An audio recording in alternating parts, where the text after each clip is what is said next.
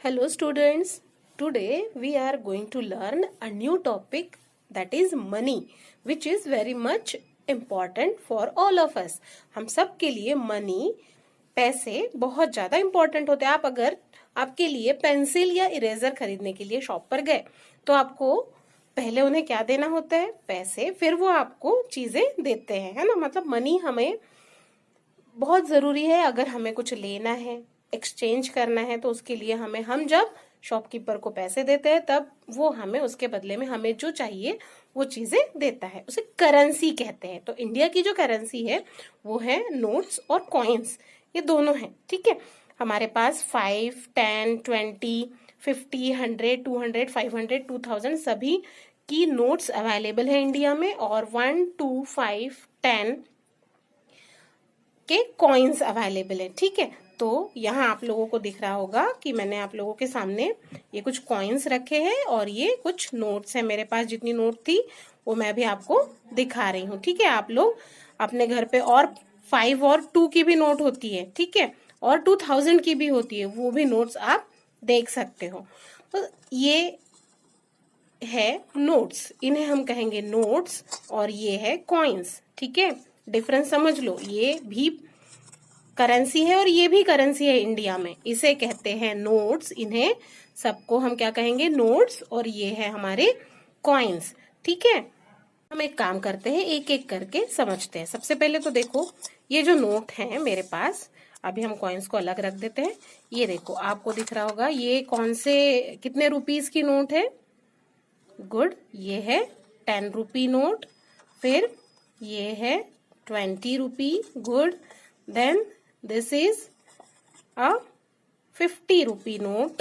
Okay, this is 100 rupee note, and this is 200. Okay, and this is a note of 500.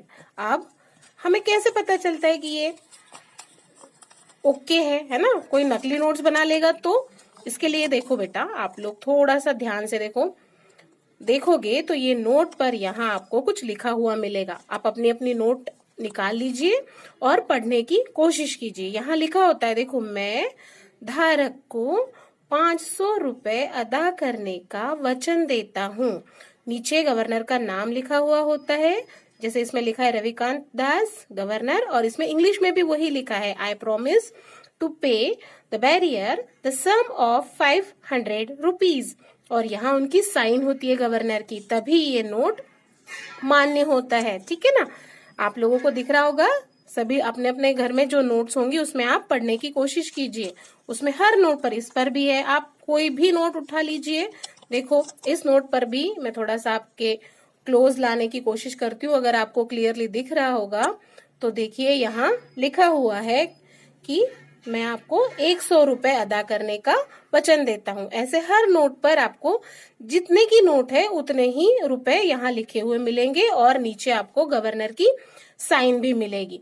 ठीक है, तो ये हो गया कि कैसे है ये मान्य होते हैं।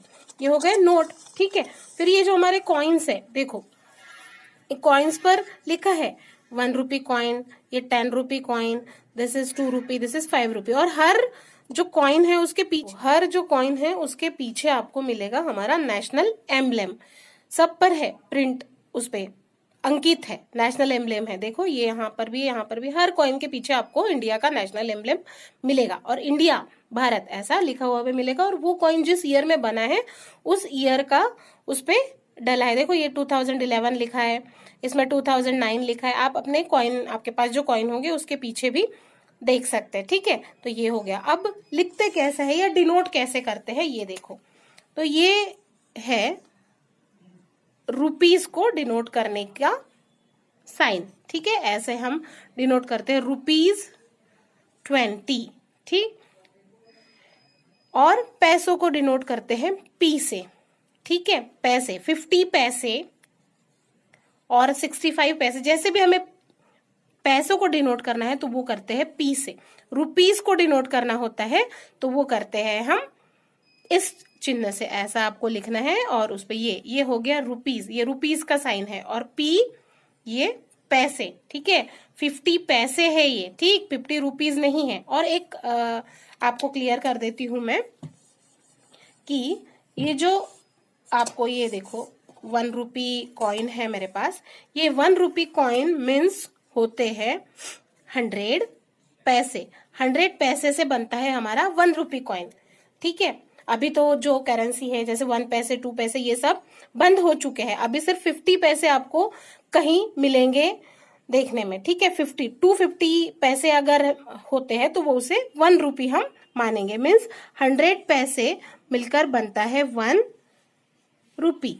ठीक है, 100 पैसे इक्वल्स टू 1 रुपी। ठीक है, क्लियर हो गया आप लोगों को ये? देखो बेटा, अगर आपको ऐसे कुछ पैसे आपके पास है और आपको कहा जाए कि इसमें से हमें 100 रुपए देना है, ठीक है, तो आप क्या करोगे? आइदर ये आप 100 की नोट डायरेक्टली किसी शॉपकीपर को दोगे, और मान लो ये 100 की नोट आपके पास नहीं है, अब आपको उन्हें 100 रुपए देना है, तो आप कैसे दे सकते हैं? देखो 50 प्लस ये 20 कितने हो गए? 70, देन ये 80, 90 और ये 5 प्लस 5 ये हो जाएंगे 10 रुपीज और ये हो गए 100। ऐसे हम 100 दे सकते हैं। मीन्स देखो ये हमारी जो 100 की नोट है ये हो गई इक्वल, कैसे? देखो 50 की एक नोट है, फिर 20 की 70 हो गए, 50 प्लस 20 प्लस फिर ये 10 80, फिर ये 10 का कॉइन 90 और ये फिर 5 प्लस 5 10 और ये 10 प्लस ये 90 हो गए 100। मीन्स ये दोनों इक्वल है। 100 ये कितने हैं? रुपीज 100 ही है, और ये जो हमने यहाँ कलेक्ट किए हैं ये भी कितने हैं? रुपीज 100 ही है। ये इक्वल है। भले ही आपको लगेगा ये तो एक नोट है और ये देखो यहाँ तो 3 नोट भी है, फिर ये 3 कॉइन्स भी है, लेकिन इसकी जो वैल्यू है वो सेम है। ठीक है, ऐसे भी हम दे सकते हैं। ऐसे फिर किसी भी सम, कोई भी सम आप अपने पास कर सकते हो। ओके, चलिए तो अब हम बुक की एक्सरसाइज सॉल्व करते हैं।